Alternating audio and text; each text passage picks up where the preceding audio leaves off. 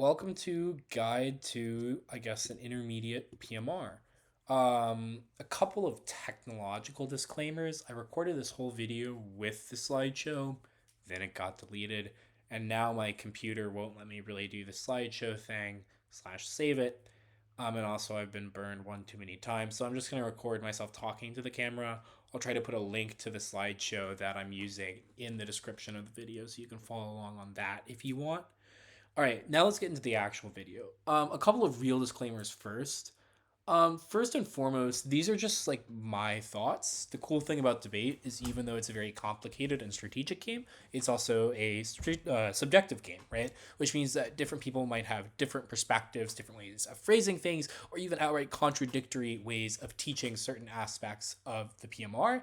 And some people might think this is not even the right way to think about the PMR whatsoever. So this is just my perspective of the PMR. This is sort of me trying to formalize some of the intuitions and thoughts I have about the speech, because this sort of resource, which is geared towards intermediate debaters who are trying to sort of take the next step, is I think very common in BP, but really not that publicly available, at least not that I've been able to find in APDA. So yeah, there's no one unilaterally correct way of doing things. So adopt this insofar as it helps you understand the activity better. Cool. First question, the PMR, what is it? So I'm going to start really just from this basic idea of just asking questions like what is the PMR, what is in the PMR, etc. And then we're just going to start and just expand outwards from there.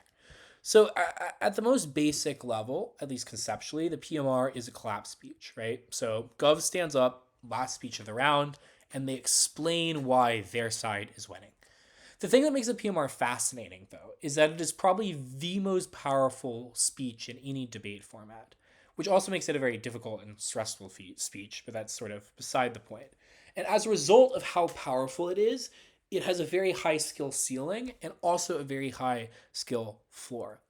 So because of that, combined with the fact, because of the high skill ceiling, combined with the fact that there's just a sort of structural skew around the PMR as a speech, the PMR can be theoretically winning in almost every single round, except for rounds in which you just do not have winning offense, which is incredibly, incredibly rare because it is almost always the case with perfect hindsight that you can construct a winning ballot. That being said, let's start with the first concept I want to introduce, which is that APTA is a game of asymmetries. What I mean by that is Gov gets the PMR. So when I say the PMR, I don't just mean something like mystical, that 5.5 minutes that good debaters use to always bamboozle and win, even when it seems like you're ahead on the flow.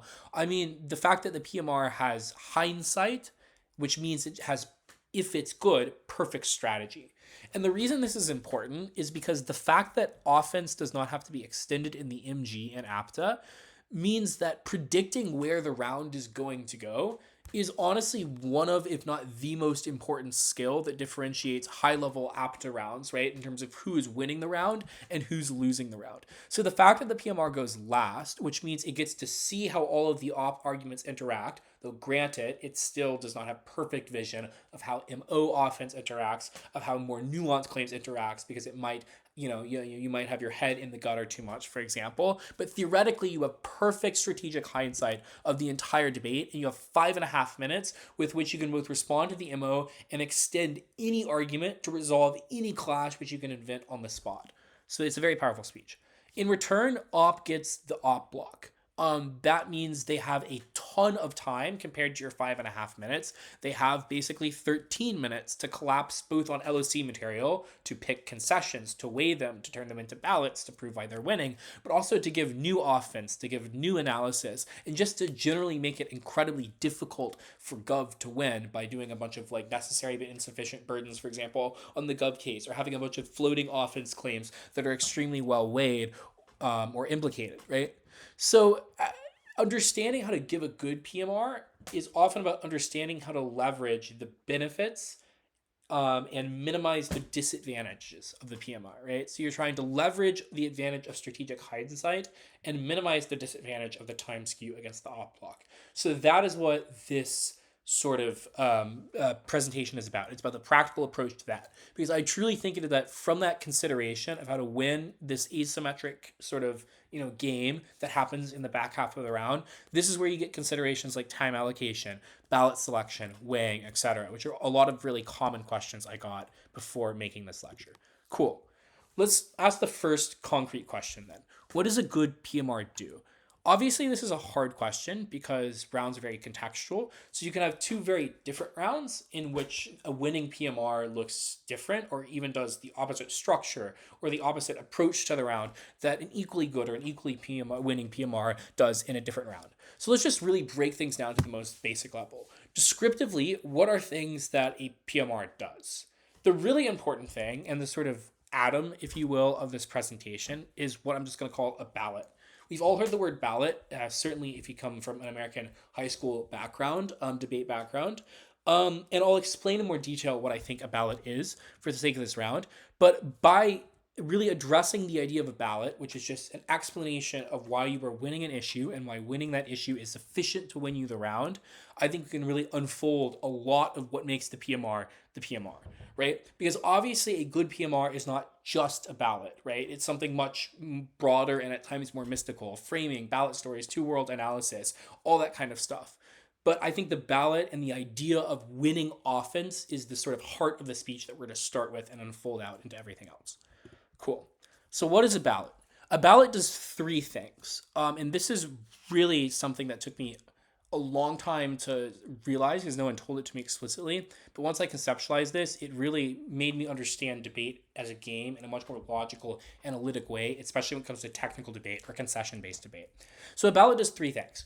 The first thing it does is it strategically identifies a clash. The second thing it does is it shows why you're winning that clash. And the third thing it does is it shows why winning that clash is sufficient to win the debate. So what is a clash? A clash is a question about the round. So for example, in a round about welfare, the question, how many people access welfare, is one clash.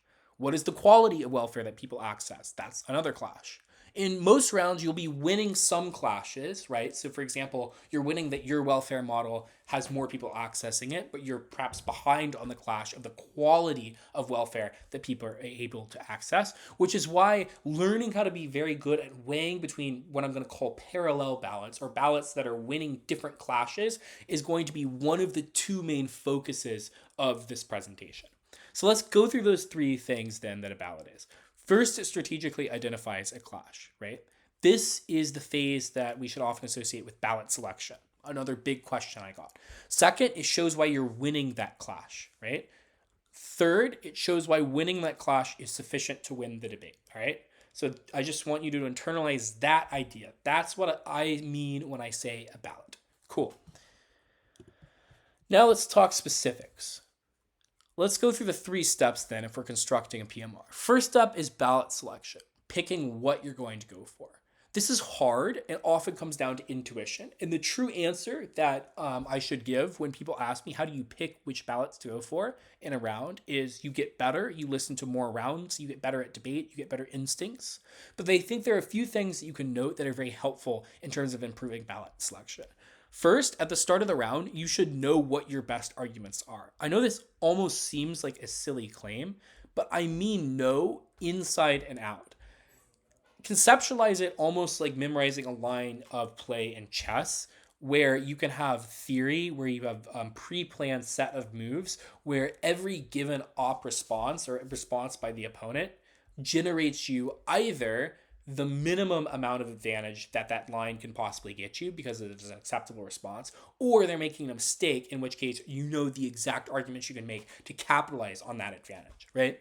So what I mean by this is that obviously this is true in cases, right, when you get the chance to plan out sort of meticulously what you know to be the best arguments and think through constantly what you think the op responses are and the most efficient way of dealing with those as gov. But this is also true of motions, right? Like the 15-minute prep time exists not really just to let you think of arguments, because thinking of arguments is not the hard part of debate. It's so you can learn to conceptualize the round, right? It's so you have 15 minutes to sit back and really think about the big picture, think about which op arguments are likely to crystallize into winning ballots in the MO and LOR, think about which gov ballots are likely to beat those in the MO and the LOR. If you want more advice on constructing the PMC, please look at Muzi and Pranov's lecture on prepping and motions, that is.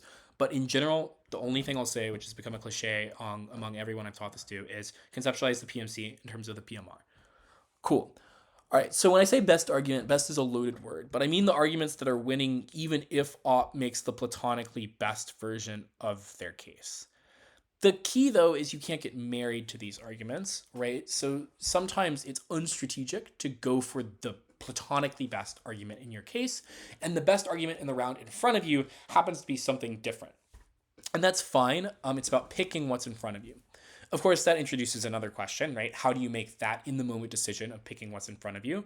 Again, the first thing is get better at debate, but the second actual piece of advice is have a hierarchy of ballots, right? Not all ballots are created equal. The thing I recommend is to start the PMR basically by asking, what allows me to concede the largest possible amount of op and still win? The reason for this is that op will make a certain number of assumptions in how they position themselves in the debate in terms of the op block, right? These are the assumptions that all of their winning material is contingent on. And good ballots at the end of the round are ballots that start from those same assumptions and show why the conclusions they reach are the opposite of the conclusions they should be reaching, basically, right? So they take as much of op as you can reasonably agree to, and you show why gov it's still ahead, even in that case, right? Then, as the PMR goes on, each ballot sort of scales back how much you're granting op, right? So you get less and less charitable, effectively, right? And this is not like a hard rule of thumb, because sometimes it is just if you're cleanly winning on a certain area where op just has no clash and it ends the round in 30 seconds, obviously it just makes sense oftentimes to go for that ballot first. But in terms of how I conceptualize other ballots and how much time I spend prepping ballots before I give the PMR, I spend the most time, generally speaking, on ballots that engage the most charitably with op and engage with most of op's case. The reason for this being that these are the ballots that require the most intricate framing and linkwang, etc., where you really want to get that idea hammered down in your head, versus the automatically winning ballots are ones, especially if it's a case you're familiar with, or especially if it's sort of a motion type you're familiar with, that you should be able to execute basically flawlessly every single time. Cool. Let's keep going then. So the next slide on ballot selection that I have here is about a couple of things. The first thing is just a note that you should be incredibly clear on what you're going for. Like the PMR needs to be the clearest speech in the round. Like that's the beautiful thing about APDA. You can get away with having a really sloppy or messy or fast or almost even unintelligible PMC, as long as the PMR is incredibly clear and incredibly clear on why you're winning, right? So it helps to be explicit about what you're going for at the top of each ballot, right? So instead of saying our first ballot or like first question is war, something like first question, which side is more likely to trigger regional conflict? So a phrase like this does two things. First, it's more specific because in a round in which war is a likely or probable or reasonable impact, it's one in which regional war or regional conflict is obviously different than other types of war, which might occur as a result of certain links or arguments being won. But two, because it signals to the judge that you're not overstating your impact, that you're not expecting them to just believe that because you said some stuff in a round, they believe there's going to be war, but rather that you're going to weigh the probability of conceded arguments about war, and you're acknowledging and sort of signaling to the judge up front that you are actually going for the real ballot, right? Not just the scare quote about war, right? The second thing here I want to note is about what I'm going to call invisible or shadow clashes. I'm sure other people have terms for these. This is basically what makes APDA hard. Obviously other things make it hard, like, argument generation, etc. But this is like why APDA, like this is like something that's unique to the format, right? Because other formats have like difficult argument generation, other formats have weighing, other formats have technicality, right, etc. But being able to anticipate the sort of like shadow debate that happens is such a unique thing to APDA in this case. So what do I mean by shadow clashes? A shadow clash is a clash that is upstream of the main clash of the round, but is not articulated until it is collapsed on. So, for example, in an actor case or an actor motion, there might be a lot of arguments back and forth on the flow of the probability of death for the actor. An example of a shadow clash would be if PMC or MG throws out 3 sentences that they don't mention anywhere else about how the actor is likely to perceive irrationally the chance of death to be super high in op world for like ABC reasons, right? Right? It's just thrown out there completely independent of any context, right? And obviously, if you drop that, those 3 sentences are the first 3 minutes of the PMR. It doesn't matter how logically they've proven death is likely. They've conceded these 3 reasons as why the actor perceived death is likely in their world. And the reason I use this example, which I'm sure everyone is very adept at recognizing, and everyone has like both won on and lost to and around at some point and like, doesn't need to be warned about, is because this is a very glaring or obvious example of much more subtle things that happen every single round of APDA that is even like vaguely high level. And the reason I mean this is that, and this is where we talk about asymmetries, because of the fact that op has a massive time and substance asymmetry between the op block and the PMR. What PMR has that's broken is the ability to have a last word and perfect vision about which shadow clashes or which sort of like debates about the debate that have barely or only implicitly been had, and which ones they can construct into like a winning ballot that perfectly upstrings all of the op offense, right? So oftentimes this is why cases are busted, right? It's because Gov has thought through all the like reasons like why the case is winning, basically. I know that sounds like dumb, but it's like op will think through fewer reasons the case is winning. Gov will be obvious about certain reasons the case is winning, and sometimes the right move, and some people will just tell you to be obvious about everything, but there will also be things which are less obvious. So be aware of those. And the key is not to be paranoid, by the way. The key as op is just to make better arguments, right? Because if your arguments anticipate these sort of upstream clashes, then you are not as vulnerable to being screwed by a PMR that pulls them out of the bag because your arguments are just logically prior or just more robust than whatever trickery they're going to pull. Yeah, cool. Part 2. Winning the ballot. So you've identified a clash that you think you're ahead on and that you think is very important. The second question is winning the clash. The name of the game here is link weighing. They're going to have some reasons why the clash resolves in their favor. So, for example, if we go back to the welfare topic, they're going to have some reasons why more people access welfare in their world. You're going to have some reasons as to why more people access welfare in your world. The beauty of the PMR is that you know every single reason that has been given in the entire round, right? And you are the only speech in the whole round that has that perfect hindsight, which means that you have no excuse not to be incredibly clear about every reason they give for them winning the clash and every reason I give. Now, I know that sounds extreme and overwhelming because especially in APDA, there's often a lot of blippy claims made around the flow. But I don't mean everything they say is a reason. I mean the actual structural reasons or the structural best versions of the arguments that they are giving, right? There are not 13 different reasons that they're giving as to why welfare is more accessible in their world. There are like 2 or 3 reasons which are broken up or scattered into lots of different premises and ideas. But you don't have to deal with all that shit. You just have to deal with the foundation of what they are saying. So the reason I belabor that is, again, because of the time asymmetry. If you try to deal with everything they say in the literal sense, you will lose. If you deal with everything they say that matters, less so, right? So, cool. Link weighing is the name of the game. 2 types of links or 2 types of reasons to be aware of from op. Sufficient reasons and insufficient reasons. A sufficient reason is a reason that, if it is conceded, it is sufficient for a team to win a clash. An insufficient reason is a reason that, even if it is conceded, it is insufficient for a team to win a clash.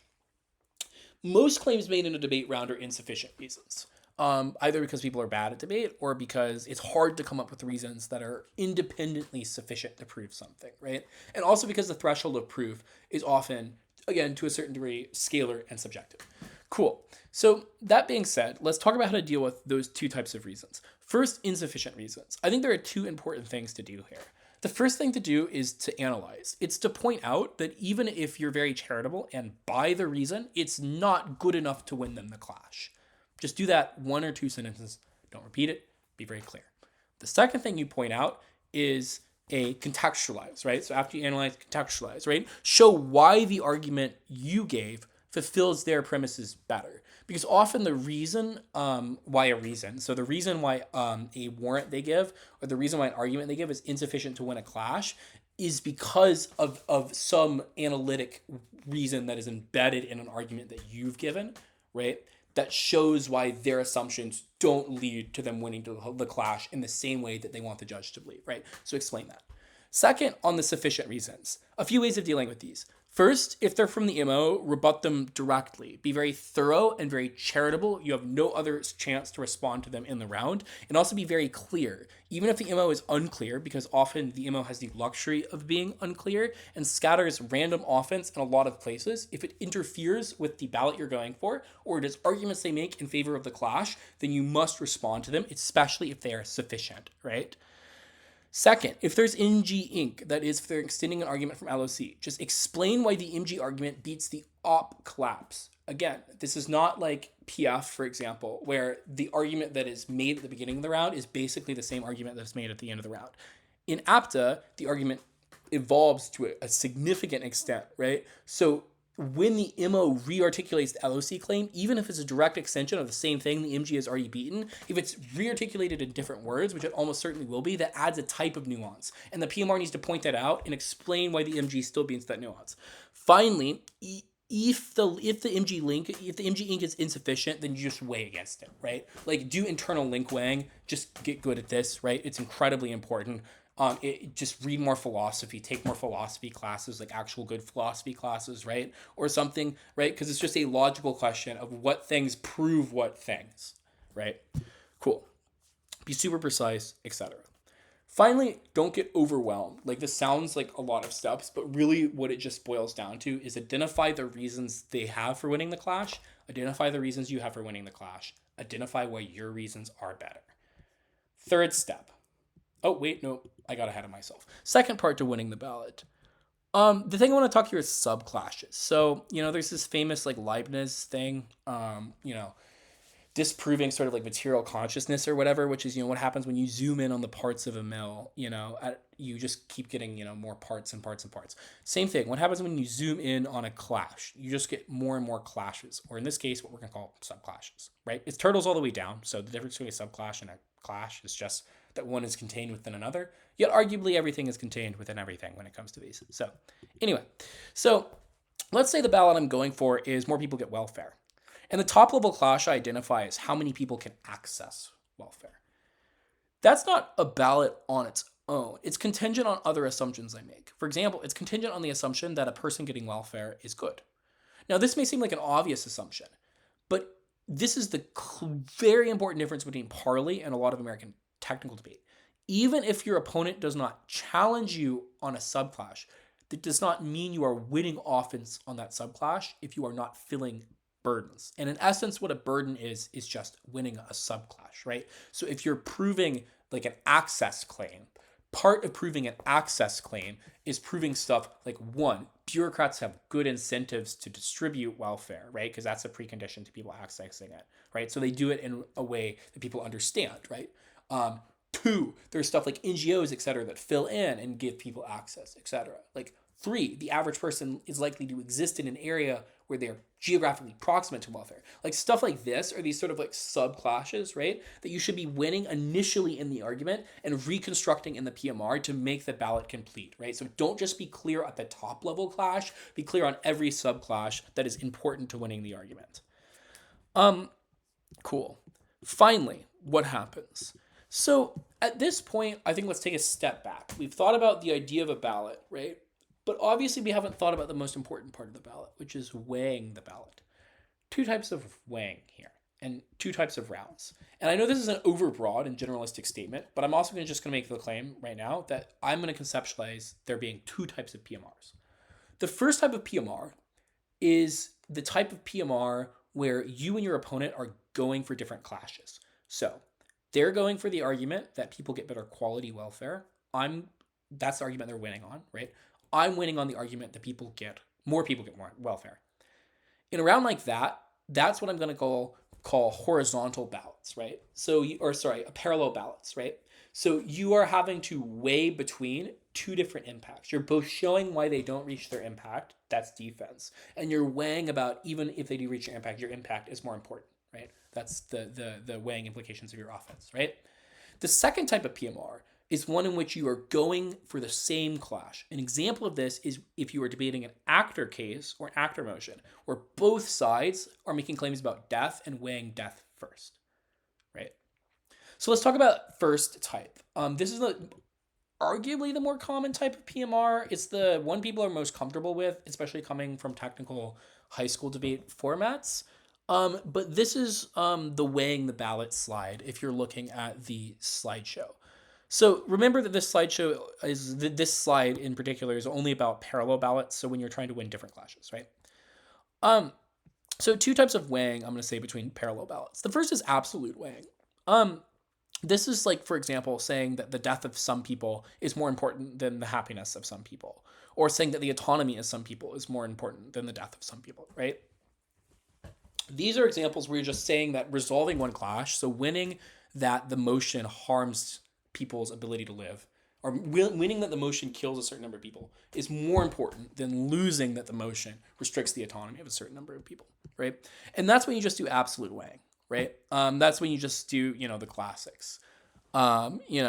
So recognize that these warrants aren't new because they're weighing, so you have no excuse not to give good ones. And because so many clashes reiterate over and over, like the death autonomy clash, for example, or the quality quantity clash, for example, you can think of very, very many clashes, regulation versus progress, blah, blah, blah. Right? All these are clashes that are super common. You have no excuse for not being able to weigh these things well. You just need to be good at identifying when clashes reoccur in a motion or in a case. And you need to be good at just knowing how to weigh between clashes. The second thing to do, and this is more contextual, and all of it's contextual to the debate, but this is path dependency weighing. The stock phrase you've probably all heard at some point in APDA is life is a precondition to value. This is an example of path dependency weighing, right? Where you're saying that it is a necessary condition of accessing something like autonomy or ethical or moral or aesthetic value that you are alive first. So you should care about you being alive first, right? Now, obviously, there are incredibly good responses to this. This is by no means a great philosophical argument by any stretch of the imagination, but this is an example of a very basic type of path dependency weighing. The key here is to make sure you're specific to the round, right? So you're not just saying in the abstract why death is more important than value. You're saying in this round, if it's an actor motion, for example, why the actor cares more about death than they do about some sort of abstract moral value. You're saying in this round why the state ought to prioritize the life and death of its citizens over abstract moral values, right? So make sure you're very specific. That's the first type of PMR. And again, I know I'm not going into too much detail about these types of PMRs. I just want to give you a model for conceptualizing the PMR in your head, because I feel like that's something I didn't have, honestly, until senior year. So the second type of PMR, we're going to do through a case study. This is just a link level PMR, basically. It's when both sides are trying to win the same clash, and the round comes down to a question of who wins the clash. The example I'm going to do here is a round that Perry and I did. It's not because, we did great in the round or whatever. It's more because it's a round I know very well, because obviously we prepped the case substantively and because I gave the PMR. So I just want to talk through my thought process for that PMR, how I sort of constructed it, and why I think it's a good example of the second type of PMR I'm talking about. So the round in question was quarters of APTA Nationals. We were goving on Ryan and Maddie from Dartmouth. They gave a very, very good op to this case. The case in question is a case that Perry came up with based on a short story by William Gibson, who wrote the novel Neuromancer, which is a fantastic novel you should all check out. Anyway, so basically it's an actor case about a scientist in a futuristic society in which that scientist is under guard of some large mega corporation for whom he works and has worked for a long amount of time and is very, very successful in his field for that mega corporation, and receives a covert offer from an agent from another mega corporation to be extracted, which basically means to be willingly kidnapped from the mega corporation he is currently working for, and the case is basically refuse the offer. So the trick of this case is that the PMC is set up so that it seems as if the debate is as if it's a question of whether or not your life is better in the other corporation versus in this corporation. But that's almost never what we collapse on. The collapse we almost always want to go for, and the one we go for in this round, is death. It's just the corporation you work for has basically probably implanted a bomb in your head. There's other good warrants, which are just like, you'll die in a firefight, they'll shoot you if you think you're going to go to the other side, blah, blah, blah. So the interesting thing about this round is that Ryan stands up the LO, gives an excellent LO, and also goes for death. Goes for arguments like, if you say no, the agent lady has a weapon, she kills you, you need to work for the larger corporation to avoid like an incoming corporate war, blah, blah, blah. Cool. So now it's a round about death. So at the end of the round, my job as the PMR is incredibly simple. It's to identify the op death scenarios and to identify the gov death scenarios and to explain why the op death scenarios are less plausible than the gov death scenarios, and why the actor cares about them less, or should care about them less, because it was in the interest of, not a true actor case. Everything else in the round doesn't matter. That 5.5 minutes needs to do that one thing. So the structure of that speech becomes very simple. First, I often recommend that if you're going to go for one thing for the entire PMR, even if something that op agrees on, it is good to just weigh it in the absolute, to be like, here's why the scientist cares about death first, right? It's the absolute unknown, precondition to value, all that classic stuff, right? And then obviously acknowledge the fact that op has conceded explicitly and done their own death first way. Then you just do what I just said. Here's all the op death scenarios. Here's reasons why they're either not going to happen or are probabilistically untrue. Here's 2 very probable gov death scenarios. That's it. So I think the PMR, I went for some other ridiculous ballot that like doesn't matter, but that was the PMR. The reason I use this as an example is because it's an example of the fact that in rounds where both teams are going for the same clash, the PMR is actively shooting itself in the same foot if it does not spend the entire time just clearly winning that clash.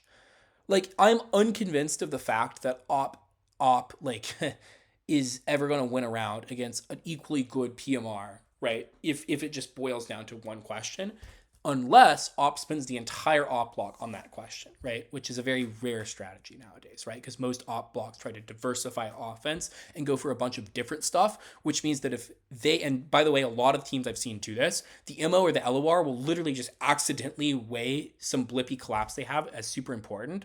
Fine. If you have good judges, just stand up and say, remember the like third ballot from like the bottom of the MO that they weigh above all their other ballots? That's the only thing we care about. Let's just do link weighing on that. Cool.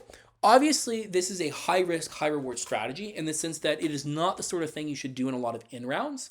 The strategy, and the final thing I'll say here, is that what I recommend doing in terms of in rounds is that if you are going to do a version where you're just going for the same clash as op, do that in 2 minutes, right? Win that clash in 2 minutes, and then do the sort of parallel ballot weighing stuff where you still go for other stuff and weigh it over op material. And the reason for this is just to hedge against bad judges, because the hallmark of bad judges is that they're interventionist on which impacts they care about. So they'll just hear something they care about more. So sometimes even if op does their own weighing and the PMR concedes that weighing and wins under the weighing, a bad judge just intervenes and votes on something else, which is why it's good to diversify in rounds, and also because you're perceptually better off if you're just crushing them on 3 things instead of just one thing, oftentimes, again, in front of a mediocre or average APDA judge, which unfortunately is like 90% of APDA judges, which means that, again, the all-in strategy, which is very important for winning in any good round, where you're actually contending with a significant amount of op material on that important clash, like, is one. Yeah. And by the way, this is how PMRs win. Like, this is how like pro-am teams, how the good PM wins, even though the novice gave it like a 6-minute speech or something. It's by just picking one thing, like proving why it's the most important thing in the round, and then just going for it excessively, right? And leaving no stone left unturned. Cool. So those are my broad thoughts on the PMR. I have a ton of other thoughts, and these are very much my let's start with how to conceptualize it thoughts. And I'm really happy to answer any specific questions people have about this. I also have specific thoughts on stuff like tight call PMRs, which you might handle differently, on the difference between cases and motions PMRs, on the difference between collapsing from the PMC, for example, versus collapsing from the MG. But yeah, the final thing I want to talk about is Gov strategy. I think APDA. The reason I love APDA and I think it's like the greatest fucking like debate format under the sun, or at least my favorite, is because I think it is truly the most strategic format I've ever encountered in my entire life. Um, and the reason for this is there are so many different ways to win, both stylistically and in terms of what you actually do in the round. So you're not stuck to one advocacy, right? So you have the joy of concession debate, or you can kick out a certain argument, you can concede arguments that you were previously contesting, and then go for ballots under their framing claims, for example, right? But the thing that's cool and the thing that I'll say here and that is very underrated is that you should be more deliberate about the way you do offense, especially in motions rounds. People think of prep time too much as generating offense. No, you should be generating round winning offense. And the way you do that is by sitting back and thinking and conceptualizing the round as a whole. Like, I used to think I was bad at LOing, and then it turned out I was much better at LOing than I am at everything except for probably like the PMR. And the reason for this is because I'm bad at argument generation during prep time. But when I just use prep time to think of what's probably important, and then when I just generate arguments when I hear their arguments, suddenly the LO starts to be much better. So prioritizing having that big picture sense of the round is really, I think, an important takeaway in terms of how the PMR is produced, right? And really just, again, the PMR should be in your mind from the start of the PMC until the judge finishes their RFD, right? You should start thinking about it from the beginning. Cool. Some quick and dirty tips in terms of how to massively increase your winning percentage. First, line by line offense in the MG is completely broken, especially in motions. If you put it in the overview, this is fine, and the MG speaks higher. But if you sacrifice the MG speaks a little bit, sorry, Perry, it becomes literally impossible if the MG is technical to respond to every random piece of clever weighing. And this is the key. The MG needs to, if the MG is fast and clever, then it's good, right? So if the MG dumps random line by line spikes that upstream the LOC, and then the MO is not clever enough to pivot into a new advocacy or pivot into a new op or characterization or something, then the PMR is automatically winning based on like a 3 like word claim or a 3 sentence claim that's just dropped or mishandled, right? And by the way, this is just a cheat code, incidentally, for winning against BP debaters if you're more technical, obviously, right? So that's the first thing, is dumping line by line offense in the MG is incredibly important. The second thing is you need to collapse on the MG much more. Like, there's been an increasing trend in APTA post-COVID, I think, where good PMs, oftentimes there's a lot of teams because there's just a deficit of extremely good like top level debaters, where the good debater is the PM and the all right debater is the MG, right? And obviously this isn't the case in all cases. Like, Perry certainly was a fantastic debater, right? He was the MG because he was better at being the MG than I am. But as a result of this, I think a lot of PMs, even good PMs, have gotten far too used to just collapsing off of Case. And even if Case is clever, sometimes the MG is better. And because the MG is directly responsive to the op that is actively happening in the round in front of you, if you have a good MG, oftentimes under responsive MOs, aka 80 or 90% of MOs in APTA, will drop a couple of winning ballots from the MG that if you give as much tender love and care to as you would as if it were an argument coming from the PMC, you would win. So, yeah, those are my claims. Final thing, and the very final thing, is a psychological thing. The PMR is honestly something I've had a love-hate relationship with. At times I've loved it, and at times I've hated the fact that I'm a PM. The reason for this, especially when you're doing something like toady writing, the reason for this is because the fact that the PMR is theoretically almost always winning means that every time you lose when you're goving, it feels like you did something directly wrong. Because because the MG can screw up as much as it wants, and the PMR can still theoretically win, right? The only reason gov actually loses at the end of the day is because the PMR is not winning, right? It's not like op where the MO and the LOR both contribute, right? It's like, no, it's just if the PMR is winning, right? So, and again, this is no disrespect to the MG. Obviously, the MG is very important. So the thing I'll say about this is just like, don't get too in your head. Like, I know that sounds like simple, but the PMR is just another speech. And when you conceptualize the PMR as just another speech, it helps you sort of demystify and like deassociate these sort of feelings of anxiety and responsibility with giving the speech. Finally, big important thing, redo PMRs. Listen to rounds you've done, even rounds you've won, rounds you won narrowly, rounds you won poorly, rounds you lost. Redo lots and lots in PMR. The more hindsight you get, the better. And anyway, that's all I've got for now.